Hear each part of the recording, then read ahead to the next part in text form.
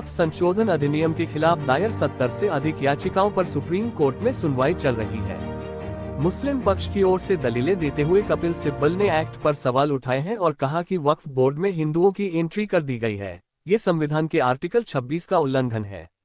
उन्होंने कहा कि आर्टिकल 26 धार्मिक संस्थानों के संचालन की स्वायत्ता देता है। सुप्रीम कोर्ट में क्या दलील रखी गई, देखिए इस वीडियो में। देखिए खास रिपोर्ट। चैनल को लाइक, सब्सक्राइब, शेयर जरूर करें। वक्फ कानून को लेकर सुप्रीम कोर्ट में बुधवार को मैराथन सुनवाई हुई और इस एक्ट के खिलाफ दायर 70 से ज्यादा याचिकाओं पर कपिल सिब्बल और अभिषेक मनु सिंघवी जैसे वकीलों ने दलीलें दी, तो वहीं केंद्र सरकार का पक्ष सॉलिसिटर जनरल तुषार मेहता ने रखा। इस दौरान चीफ जस्टिस संजीव खन्ना ने एक तीखा सवाल केंद्र के वकील तुषार मेहता पर दाग दिया। सिब्बल और सिंघवी ने वक्फ बोर्ड में हिंदुओं की एंट्री पर सवाल खड़े किए, तो चीफ जस्टिस खन्ना ने कहा, मिस्टर मेहता, क्या आप ये कह सकते हैं कि अब से हिंदू संस्थाओं में मुस्लिमों को भी एंट्री मिल जाएगी, वे उसका हिस्सा हो सकते हैं? इसका जवाब आप साफ साफ दीजिए।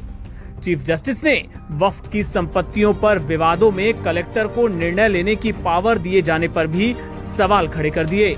चीफ जस्टिस ने कहा कि आखिर अदालत वक्फ संपत्ति पर फैसला क्यों नहीं कर सकती। इस पर तुषार मेहता ने जवाब दिया कि वक्फ संपत्ति के रजिस्ट्रेशन की ताकत कलेक्टर को मिली है।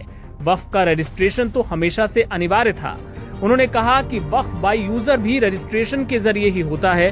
उन्होंने कहा कि 1995 के एक्ट में भी ऐसा ही था। वहीं कपिल सिब्बल का ये कहना कि नया कानून मुतवल्ली को जेल में डालने वाला है, इस पर तुषार मेहता ने जवाब दिया कि ऐसा तभी होता है जब वक्फ संपत्ति का रजिस्ट्रेशन ना हुआ हो।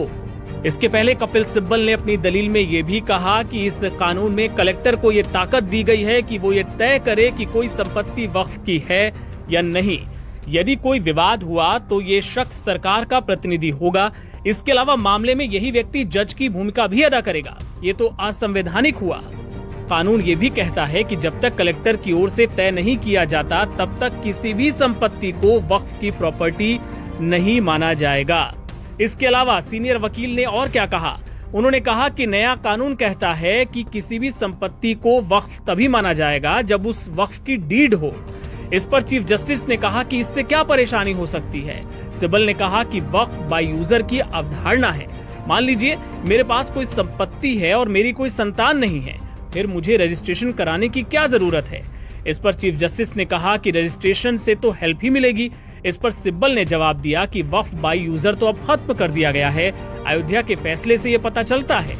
इस पर जस्टिस विश्वनाथन ने कहा कि फर्जी दावों को रोकने के लिए वक्फ डीड की बात कही गई है, तो सिब्बल ने जवाब दिया कि ये इतना आसान नहीं होगा।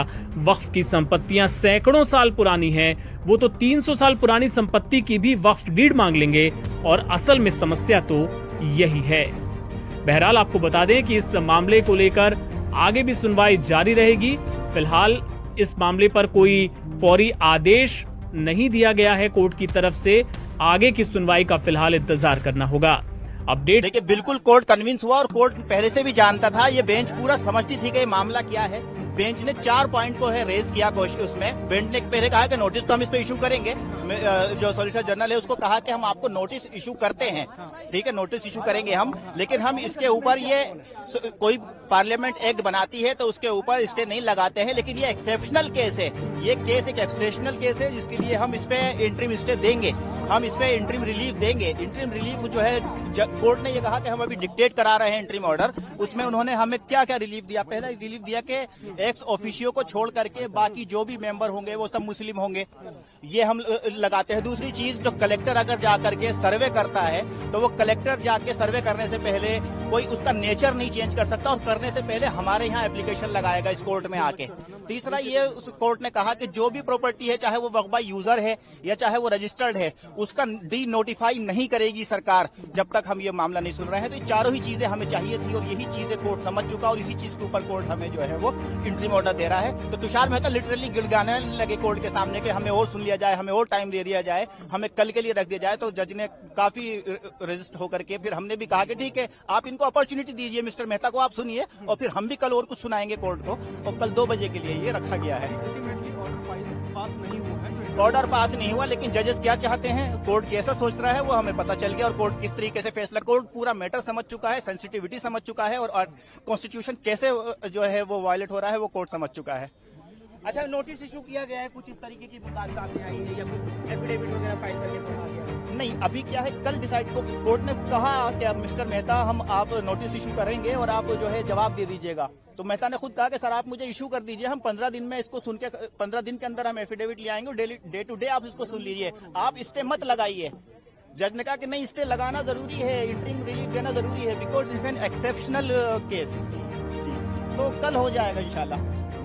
बाकी पिटीशन जो है मुजीबुर रहमान साहब, उसको कब सुनने की बात कही है कोर्ट ने? वो तो इसके साथ कनेक्ट हो जाएंगी। जज साहब ने ये कहा है कि जिसकी पिटीशन आज 11 बजे तक आ गई थी उसको आज सुना गया है। कुछ लोगों ने मेंशन की अपनी पिटीशन, उनको जज साहब ने नहीं सुना है, कोर्ट ने नहीं सुना उसको। वो नेक्स्ट जो है जब वो लिस्टिंग होगी स्क्रूटनी पार करके जब आएगी तब उसको देखा जाएगा। कल 2 बजे। ऐसा लग रहा है कि वक्फ की संपत्ति अब डी नोटिफाई नहीं होगी, अंतरिम ऑर्डर उसी तरफ आता हुआ दिख रहा है। बिल्कुल बिल्कुल उम्मीद है, और जिस तरह से ये वक्फ की जमीनों को कब्जा करने के लिए ये एक्ट लाया गया है उस पे कहीं ना कहीं हमें पूरी उम्मीद है इसमें राहत मिलेगी। लेकिन कोर्ट की तरफ से ये भी चिंता जताई गई कि जैसे दिल्ली हाईकोर्ट की जमीन पे भी वक्फ का दावा किया गया है, इस तरह के भी मुद्दे होते आए। मैं वहाँ चेयरमैन रहा हूँ, हमने अभी ऐसा कभी नहीं, देखिए कोई भी आदमी खड़े होकर के मीडिया के अंदर कह दे, देखिए वक्फ की यहाँ पर दिल्ली के अंदर 1977 प्रॉपर्टीज हैं और सबका गजट नोटिफिकेशन है, वो सब जो है गजट में है और एरिया भी गजट के अंदर है। जबकि मैं चेयरमैन था तो हमने सारे केसेस जीते। अब जब इनका, जैसे मैं मिसाल देता हूं कि ये सारी चीजें अब उसके बाद जब मैं 2023 में चेयरमैन नहीं रहा, पद से हट गया, तो अब रेवेन्यू जो सेक्रेटरी है वो जो है उसको देख रहे हैं। तो शाही ईदगाह का मसला आया, तो शाही ईदगाह की जमीन को बाकायदा उसने एफिडेविट दिया कि हमारी नहीं है।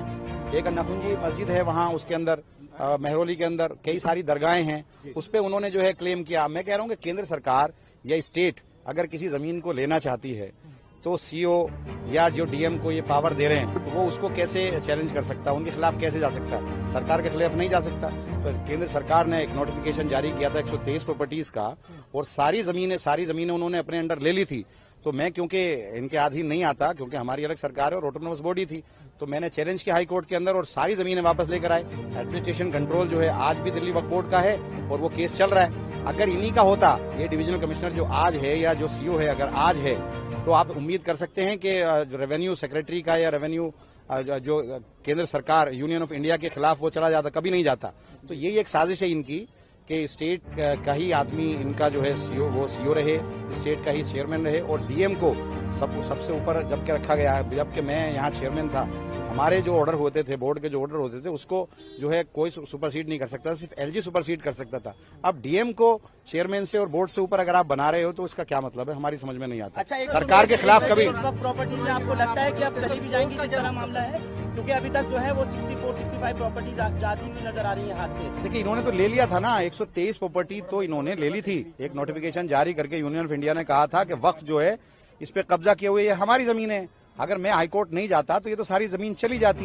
एक अकेली अगर आप तिकोना कब्रिस्तान की बात करो जो 60 बीघे का है, अगर आप उसकी वहां पे मार्केट रेट के हिसाब से बात करो, अगर 7 लाख रुपया भी मानो तो 42,000 करोड़ की एक प्रॉपर्टी है। उसके राइट साइड में डीपीएस के पीछे 484 खसरा है जो 30 बीघे का है, वो इन्होंने जबरदस्ती ले लिया। जबकि 123 में स्टे चल रहा है, केस चल रहा है, ले लिया। लाल मस्जिद आपके सामने मिसाल है कि उसके पीछे की सारी जमीन कब्रिस्तान की ले ली, मस्जिद के पीछे की, और वहां बिल्डिंग बना दी। वो ट्रिब्यूनल के अंदर चल रहा है। माता सुंदरी रोड का कब्रिस्तान है वो इन्होंने ले लिया। वो उसके रेवेन्यू रिकॉर्ड में सिर्फ यही तो था कि रेवेन्यू रिकॉर्ड में वो वक्फ का नहीं था, रेवेन्यू रिकॉर्ड में एलएनडीओ का था।